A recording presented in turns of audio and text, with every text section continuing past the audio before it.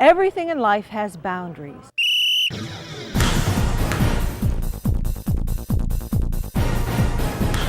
Whether it's in sports, driving to school, or even getting to class on time. Boundaries are a big part of your life. And if you cross any of those boundaries, the outcome is rarely any good. Hello, I'm Heather McKenzie. Now, you've probably already established many of your own boundaries. One of them is called personal space. And no one has a right to violate your own personal space. When friends stand too close or invade your personal space, it can be annoying. If it happens to you, you have every right to ask them to back off. Even boyfriends and girlfriends should not cross each other's personal boundaries. You are a gift from God, and that includes not only your soul, but also your body. Out of your love for God, you need to treat your body with respect and demand that others do the same. Every day we're surrounded by images that encourage us to behave irresponsibly. Meanwhile, our faith tells us how important it is to respect our bodies and to care for them in a way that pleases God. Now, I know that you're aware that there are people out there who prey on children. You might think you're safe from that kind of abuse because it only happens to young children, right? That's not true. Some people are only interested in satisfying their own needs, and young adults are their favorite targets. They have little or no respect for anyone else, and they will manipulate, control, coerce, and do whatever is necessary to satisfy their own needs, even at the expense of the physical and emotional well-being of others. They'll go to any length to take advantage of young adults like you. The problem is we can't see them coming. They're not some strange-looking guy you might see on the street. In fact, these predators look very much like you and me.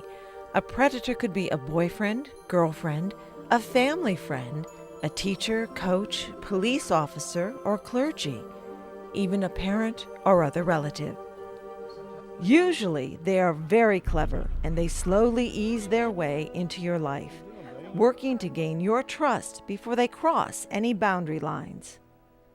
These lessons will help you learn how to identify the warning signs of people who don't have your best interests at heart and what you can do if you run into these kind of people. Now remember, it's all about information. The more information you have, the more power and control you have to protect yourself. You have more power and control to protect yourself. Now, it's most likely you've already heard the following words, but these words are more than just vocabulary words you need to know to pass a test. If you truly understand them, then perhaps you'll come to realize you're not immune from these kinds of risks, and you'll be able to take action to prevent something really terrible from happening to you or one of your friends. Sexual assault is any conduct of a sexual or indecent nature that includes threatened or actual physical force, or that brings fear, shame, or mental suffering to the victim. Date rape is forcible sexual conduct of any type between two or more people who know each other, including boyfriends and girlfriends, or even spouses. Date rape drugs. When added to drinks, these typically colorless, odorless, and tasteless liquids render a person physically unable to resist the sexual advances of another, or to even remember what happened. Stalking is the act of willfully and repeatedly following or harassing another person. Cyberstalking means using any electronic communication to stalk someone else. So what if your boyfriend or girlfriend claims to love you more than anyone or anything? You know what? You still don't have to do anything with them that makes you feel uncomfortable.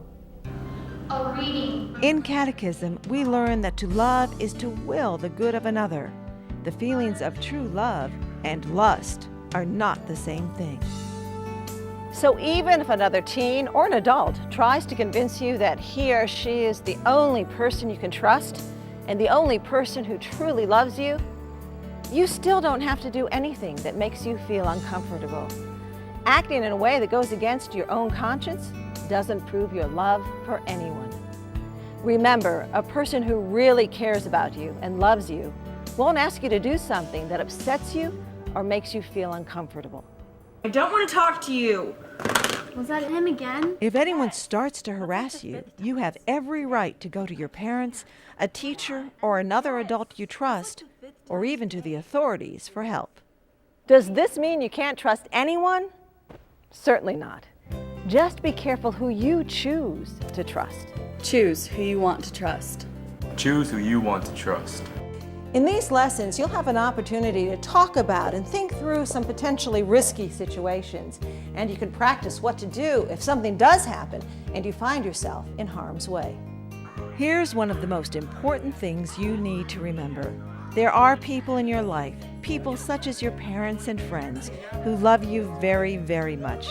They want you to have all the information you need to help protect yourself from anyone who might take advantage of you. You have rights, and you deserve to have your boundaries respected. You are made in the image of God, and there is no greater love in this world than God's love for you. So protect yourself and stay safe. All right, how was that? Thank you, thank you.